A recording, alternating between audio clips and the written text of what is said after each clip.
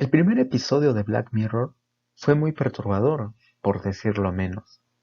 El primer ministro, Michael Cole, se despierta para darse cuenta de que alguien ha raptado a la amada princesa Susana y que la matará a menos que el ministro tenga, literalmente se dice, sexo no simulado con un cerdo, y que esto se transmite en vivo por televisión nacional.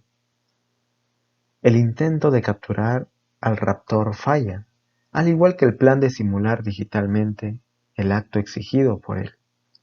Y el ministro finalmente termina haciendo lo que pidió el raptor para poder liberar a la princesa Susana. Pero, para colmo, el raptor liberó a Susana media hora antes del plazo establecido. Sin embargo, dado que todos prestaban atención a sus pantallas para ver si Colo tendría sexo con el cerdo, nadie notó eso sino hasta que la transmisión terminó. Resulta que toda esa performance fue orquestada por un artista, el artista Carlton Bloom, quien se suicidó cuando empezó la transmisión, e hizo esto para mostrar un punto sobre la depravación de la sociedad. Pues al comienzo de la segunda parte, se ve en el noticiario que cerraron una de sus exhibiciones artísticas por ser muy controvertida. Así, es posible que el punto de ese artista era exponer la hipocresía de las objeciones morales que causaron que su exhibición se cerrara. Entonces, se plantean las siguientes preguntas. ¿Acaso es este artista un enfermo por demandar tal acto por parte del primer ministro? ¿O somos nosotros, los espectadores, los enfermos por mirar las pantallas y tratar de ver tal horripilante acto? Así, algo perturbador, aparte del acto de bestialidad que se llevó a cabo, es que el episodio muestra cómo sospechamos que la sociedad respondería si tal cosa sucediera.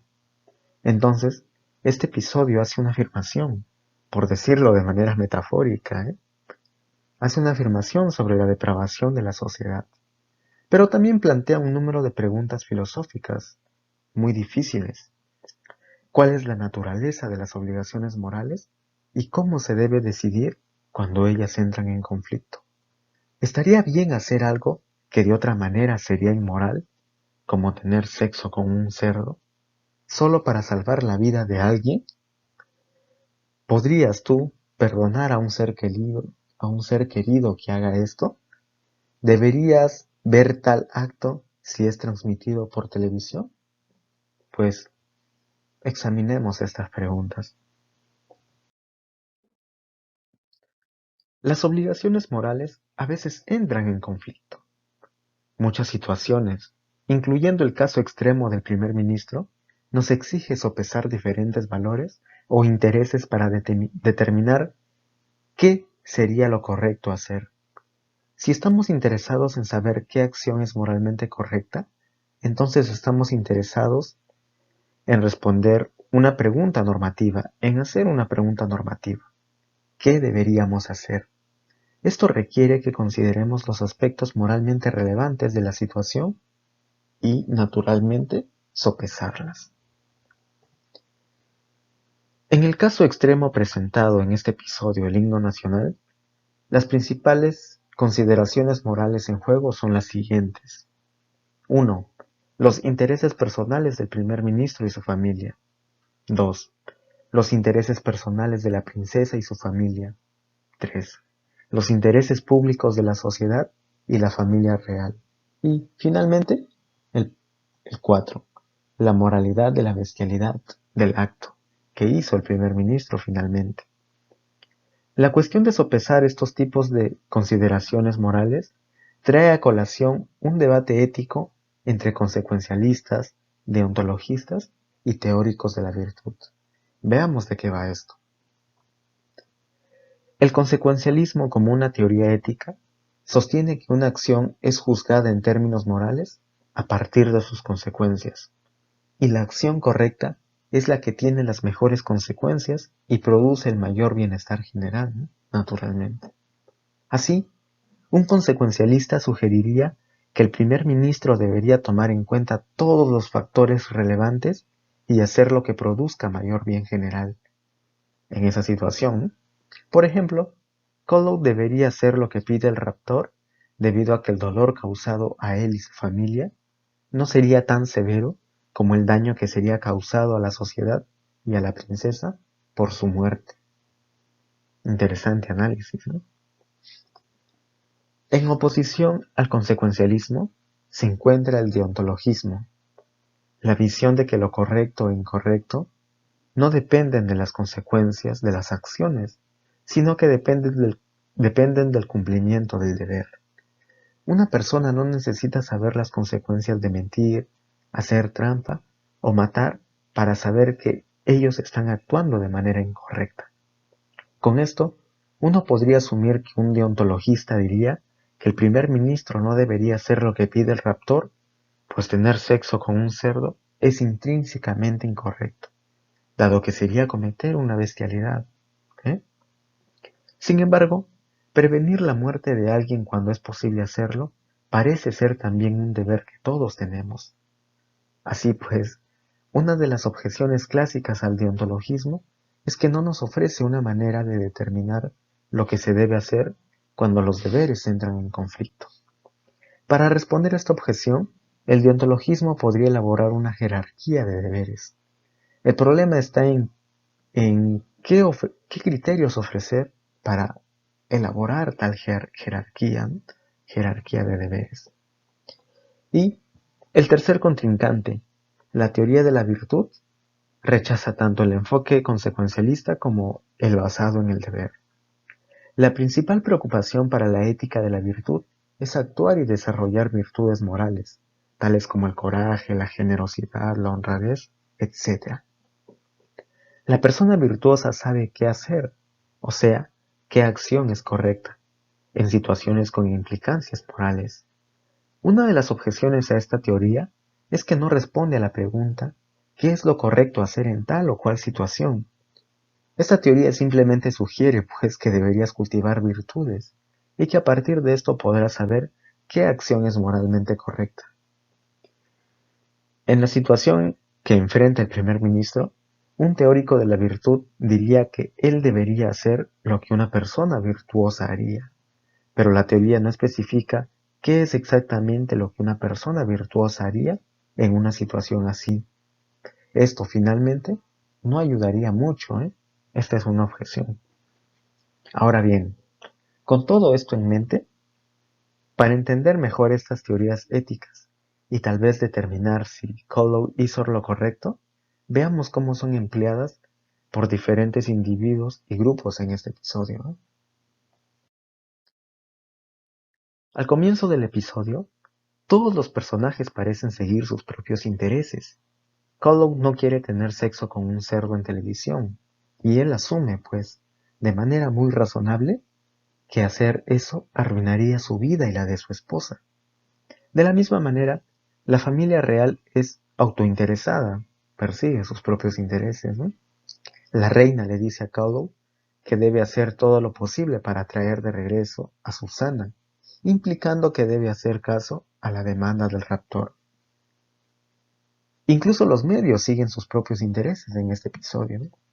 Pues aunque la estación de televisión UKN inicialmente parece tomar un enfoque deontológico al no cubrir la historia, pues la vida de una persona está en juego aquí.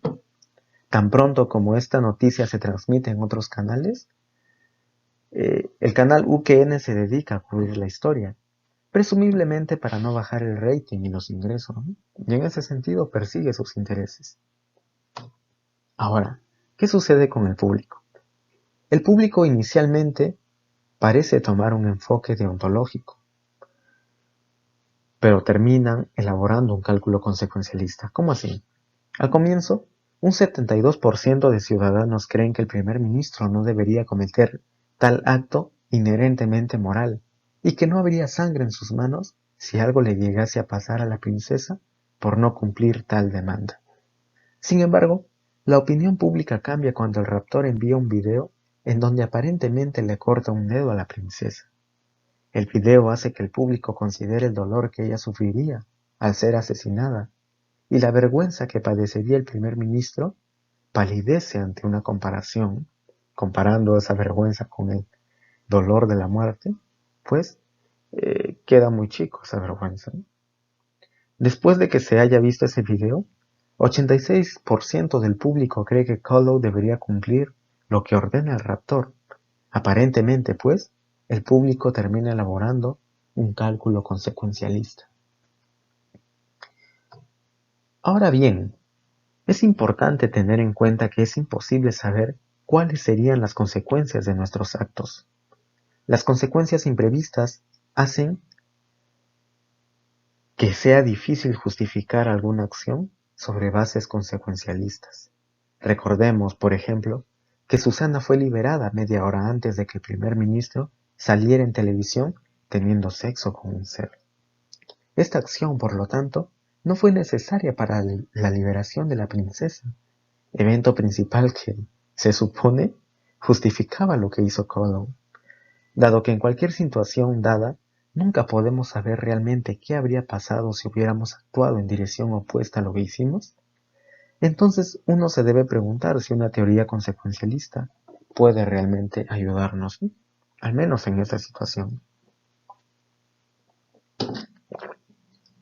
Ahora, cuando se decide mantener el secreto de que Susana fue liberada antes de lo que hizo el primer ministro, también parece haber un cálculo consecuencialista, pues tanto Callow como el público podrían verse afectados al saber que fueron cómplices de tal horrendo acto cuando no fue necesario.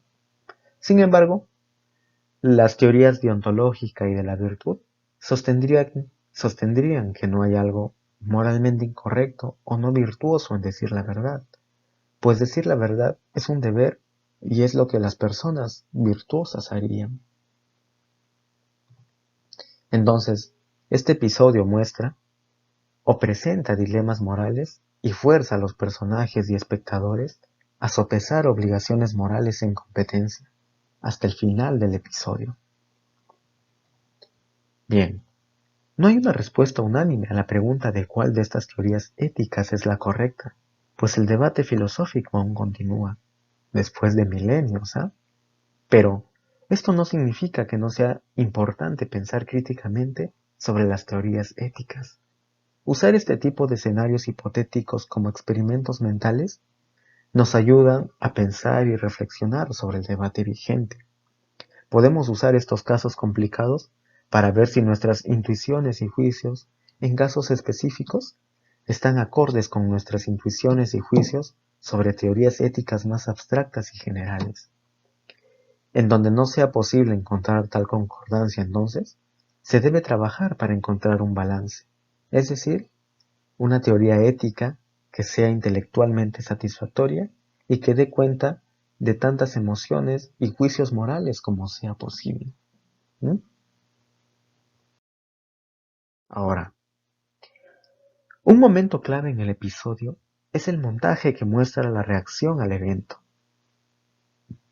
Antes de que se cumpliera el plazo, el público estaba ansioso y dispuesto a ver. Todos parecen mirar a sus pantallas, esperando el momento como si fuera un evento deportivo, ¿eh? Como si se tratara de ello. Incluso, algunos celebran cuando Colo aparece en pantalla. Sin embargo, después de que el acto comienza, las actitudes cambian diametralmente. Las expresiones de los espectadores reflejan sentimientos de horror, preocupación, piedad y disgusto. Esta reacción parece revelar 4 cosas de importancia moral. Primero, nuestras intuiciones deontológicas son muy fuertes, pues a pesar de nuestra tendencia a sopesar y calcular los beneficios de llevar o no llevar a cabo tal acción, parece haber algo intrínsecamente incorrecto en el hecho de tener sexo con un cerdo. Nuestras intuiciones deontológicas son muy fuertes. Segundo, las personas tienen dificultad incluso en entender sus propios intereses y deseos, o sea, lo que quieren realmente. Todos parecen pensar que quieren ver al primer ministro teniendo sexo con un cerdo, pero cuando realmente sucede, todos se sienten perturbados por tal acto. Tercero, la reacción de los espectadores revela una alineación con el mensaje general de Black Mirror sobre los peligros de la tecnología. ¿Cómo así? Actualmente tenemos casi todo a nuestro alcance, solo moviendo la yema de los dedos. Podemos ver lo que queramos o influir en lo que sucede. El tener esta capacidad, y con mucha facilidad, no deja mucho tiempo o incluso motivación para considerar si deberíamos ver o influir en este tipo de cosas. Es mucho más fácil e inmediatamente más satisfactorio mirar de manera irreflexiva en nuestros espejos negros, ¿no? En nuestros dispositivos. La cuarta lección importante, la importancia moral.